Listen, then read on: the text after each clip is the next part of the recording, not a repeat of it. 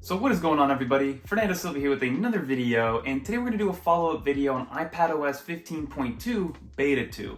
Apple released 15.2 Beta 2 about a week ago now at this point, and I want to give you guys the ins and outs of, first off, battery life, give you guys some idea of how the performance has been doing, and then also how those new features that came out with 15.2, how those are working, and if they're a detriment or if they're actually good features for the system as a whole. So without further ado, let's figure out exactly what's going on with iPadOS 15.2 Beta 2. Take a shot every single time I say the number 2, and let's get into it.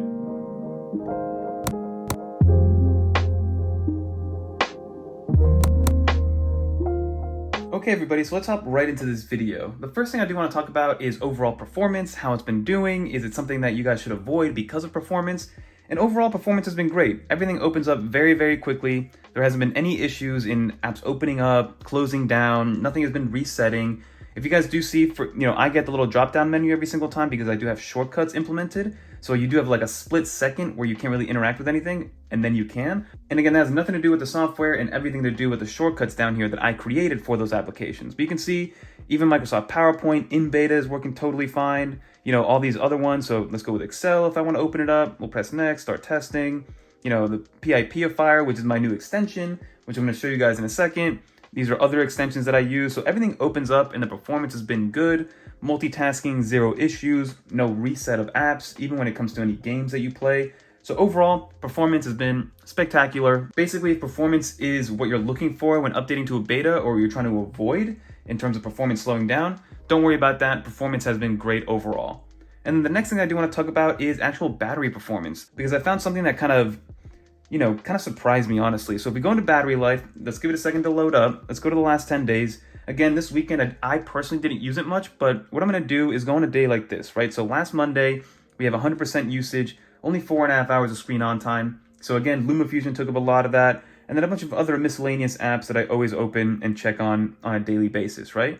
But if we continue on a day like this one, like Wednesday, 6 hours of screen on time, only took up about 50% of my battery. Spotify took about an hour and 41 minutes. Home screen lock screen is in there. LumaFusion, I was using it but connected to a charger, so that probably helped out a decent amount. You have Public on here. If you guys haven't checked out Public yet, it's going to be linked in the description below if you guys want to get started with investing. Love that application. But then if you see, look at these up here, right? If I go on this day, 100% of my battery was used and I had zero screen on time. And all of it was Find My in the background. So Find My implemented a new feature. So if I go into Find My, let's open it up. Right, they implemented this new feature which we talked about in the last video. If you go to items, you have the ability to help return a lost item, and then also items that can track me. So items like around me that maybe somebody's trying to track you, maybe somebody threw an AirTag on there for you. You would then be able to click on that, let it do its thing. So let's let it search. I'll let you know what the animation looks like. It takes about a minute to search, but basically it'll let you know that, hey, somebody around you put an AirTag that you're not aware of, and they're trying to track you. So I don't know if this new feature is what created that weird situation where all of my battery was used up. And the iPad Pro especially has been the king of standby time, in my opinion, where you can leave it shut, you can not use it for about a week, maybe even 2 weeks, and you still have plenty of battery, especially if you want a full charge. The fact that I didn't use it all on Sunday and then I opened it on Monday with all of my battery taken up, I was completely dumbfounded. Like, that's never happened before. And the only difference is that new Find My feature, and you can see that Find My took up all of that battery, but it's not telling me how many minutes it took up. So again, that has been a battery situation, and we've been dealing with battery issues on the iPad Pro. Even though we're on the beta program, it should not be this low. This is not a jailbroken iPad. This is an iPad that is officially in the beta program that I pay for and that real Apple developers actually use. And again, if Apple developers are developing for this iteration of iPadOS, battery life needs to be at the forefront as well. Like, app developers think about that whenever they're developing new applications. So the fact that I always say the fact that I'm on the beta program probably doesn't help when it comes to the battery life. Again, Apple shouldn't put that on the back burner, especially in beta programs. Like, part of the testing is how much battery life is taken up. So again, this was huge when it came up, and I was like, what the hell's going on over here? So that's something that you guys should take into consideration. But outside of that, everything has been amazing. We did talk about legacy contacts, the child communication safety, hide my email, the new podcast settings that were on there. Those were all things that were spoken about in the first video that I'd mentioned. But some things that I also did want to bring up, which I didn't notice until now, is if you have extensions on, you actually have a little puzzle piece right here on the URL bar inside of Safari to manage those extensions. And you can click on here to manage them, turn them off and on if you want to. So that's a nice little feature, which I didn't notice, and maybe you guys aren't aware, but that little puzzle piece refers to the extensions that are currently on inside of your Safari application. So love to see that. And the last thing I do want to mention that did improve, or maybe it's just me, Bluetooth connectivity, especially with other Apple devices, has been great. So like switching between here and my iPhone and the Mac OS system that I have, it also been working a lot better in terms of what piece of hardware I want to listen to coming from this AirPods Pro section. So again, that's getting a lot better in terms of connectivity.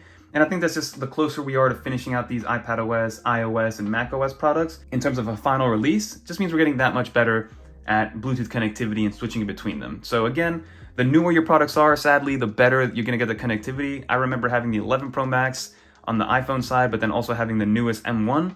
The connectivity was weird, but the moment I got the 13 Pro Max and I had the latest iPad and the latest M1, then it all kind of just started working perfectly, which is the sad reality. But that's gonna do it for this view. Let's get out of here and go to the normal view. So that's pretty much gonna do it for this video, everybody. Like you saw, there was a lot of positives that came with 15.2 Beta 2, but the biggest detriment has been battery life. If you guys saw when I was showing off that battery performance over time, there was a day that I used up 100% battery without using the device because of those new Find My features, which are something that, one of the best things about the iPad has been the standby time. Like you can close your iPad, come back to it a week later, and it still has plenty of battery for you to use it. But with that situation, it was unbelievable how quickly I lost battery with just my iPad closed inside the Magic Keyboard. So hopefully Apple does something to fix this stuff. And somebody did comment that how can I complain about battery life on a jailbroken situation? First off, this is not a jailbroken situation. This is something coming from Apple. It's their beta program. Yes, I should give Apple the benefit of the doubt that it is a beta program and that shouldn't be coming at them for the battery life. But if it's something coming from Apple, I expect to get something, right? Again, I'm not sideloading anything. I'm not jailbreaking the iPad at all. So if something OS related is coming directly from Apple, sure, especially on the beta program, the battery life won't be amazing, but I shouldn't be seeing 50 to 70% decreases in expected battery life over time, especially if I'm looking to see if a feature or an application that I'm creating is going to be a detriment to the battery life. The main thing I'm going to look at is how it affects battery life over time. So again, Apple should be doing something to increase battery life, or at least not be such a detriment to it overall for the iPad Pro. And again, I have the M1 12.9-inch iPad Pro, so it's Apple's latest and greatest. And I don't know, it just should be better overall. But that's gonna do it for this video. Don't forget to check out channel sponsor Paperlike in the description below. They're doing an awesome Black Friday deal coming up soon, where it's 15% off the entire website. But that's gonna do it for this video. So don't forget to like, comment, subscribe, and until next time, leave some comments down below. Did you guys upgrade? Are you guys gonna wait for the actual public release? Are you on 15.1 yet? Always curious to know. But until next time, peace.